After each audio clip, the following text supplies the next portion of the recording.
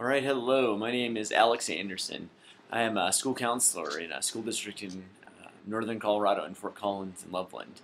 This is my first ever video broadcast, so a little bit nervous, a little bit choppy, but we'll see how it goes. And so what I want to talk to you guys today about is a behavioral intervention. And so I work as a school counselor, as I said, in 2 elementary schools. Inevitably, you're going to have kids who are going to have trouble following the rules, figuring things out, doing a good job, and that's what we're going to talk about today a little bit, is how to help out those kids so that we can try and make them be as successful as possible. I'm going to zoom this in a little bit as I'm figuring this out. I'm having trouble looking at the camera also, so give me a break. So one of the key parts with behavior at schools is being able to track that data. If it's just kids misbehaving, it's tough to put a number on that, to make it tangible, to quantify those things. And so it helps to figure out a good tracking system. As part of the PBiS initiative in Colorado schools, especially in the Thompson School District, and that stands for Positive Behavior Support, we have a tracking system called SWIS data. That stands for School-Wide Information System. And so the way that SWIS is used is when students get major or minor behavior problems or referrals in the school, that is all entered into a computer system so that we can look for trends in data and look for kids who might need some further support with behavior. And so I printed up a sample set of data here. And so the data looks like this. On the chart here, you can see that it's going by month. And so looking at this student's data, it goes from September. He was pretty high. He averaged about 0.2 behavior referrals per day. So that means once a week he was getting a behavior referral. In October, it went down a little bit, and then went right back up again in November. Not to as high of a level as September, but still higher than we would like it in the school. And so in November, he was averaging about 0.16 behavioral referrals per day. So we can go into some detail on that.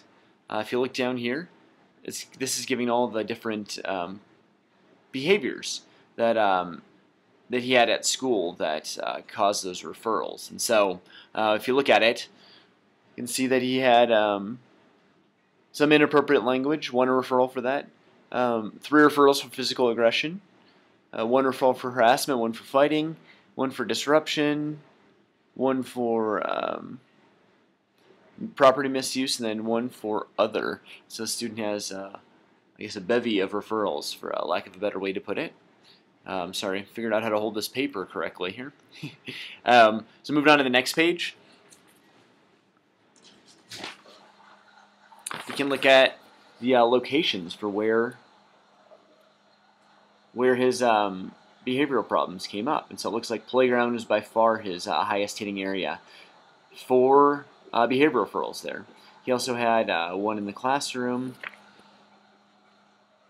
3 during gym, and 1 during library. Moving on, you can look at the motivation that the teachers think that he was doing these things for. And so down here you can see that a large portion of them was to obtain peer attention. So he's looking to get some attention from peers. Another unknown, and then, 1 other, and then 2 unknown. Then looking at the last page of this data, you can see it lists the time of the day. And so it looks like he's pretty well spread evenly throughout the day. He's had 1 referral at 2, 4, 6, 8, 9 different times. And then at the bottom it lists just the details of those referrals. We're not going to look at those very closely right now. And so this particular student, we determined, needed some extra support about his behavior, needed some extra feedback about how he was doing. And so at the school that I work at, we have what we call a check-in, check-out system. And the check-in, check-out system is a behavioral intervention. And so this is designed to give the student positive attention, positive rewards, and also give them feedback about their behavior. And so looking at this card, you can see right here, it's usually printed on purple. And it's usually printed better, but my printer ran out of ink midway through here. And so looking at the card, you can see in the morning he checks out, and he gets rated for 3 different areas: being respectful, being principled, and showing attitudes of IB, and then showing cultural awareness and being knowledgeable. So he gets 3 different 3 different feedback points there. So he gets he gets a smiley face, a flat face, or a frowny face for those 3 different areas. Can get a total of 6 points for that. 2 points for a smiley face, 1 point for a flat face, and 0 points for a frowny face. So if you get 2 in each one, that adds up to 6 for that first check-in time. The next time that he has to get some feedback is right before his morning recess. He talks to his teacher, and she says, "Oh, you did pretty well this morning," and gives him some feedback on how those things went. If things didn't go well, she gives him feedback about that also. He checks in again right before lunch. Then in the afternoon, right before he leaves. When he goes to lunch, he checks in again. Then he also checks in at recess and gets feedback in those same areas. After he comes back from lunch, he gets some feedback prior to his afternoon recess. And then again, feedback at the end of the day from his teacher about how things went in the classroom. So that's 4 total checkpoints in the classroom, 4 out of the classroom, including 1 in recess and 1 in lunch. And then also he gets a check out at the end of the day. And so what happens is all those points are added up.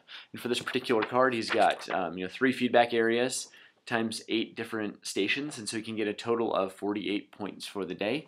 We're usually shooting for about 80% of positive behavior, and so he could get up to 48 points, and we're hoping to get 40 points in a day for this student. The other cool thing is that after you put in all these cards, you can look at data over time. And so looking at this, you can see that the line going across here, line going across right here, is giving him some feedback. And so, computer froze up there. Apologize for that. So this line is his goal line, and he's going up and down around that. Going down here, he goes back to the SWIS data points. So these are when he got minors and major referrals, and so those are added in. And if you look, this student seems to be pretty inconsistent, going up and down, really liking consistency. And so then what we would do is analyze this data, and then help look for trends, help modify that card for him, and help continue to give him feedback. The other cool part is that he takes the card home with him, and his mom and dad get to see how he did every day, and it increases communication for at school. So that is a rough overview of the check-in, check-out system at the Thompson School District, and also what that looks like to use the SWIS data with that also. So hope you enjoyed this, and hope it wasn't too bad for you. Thank you.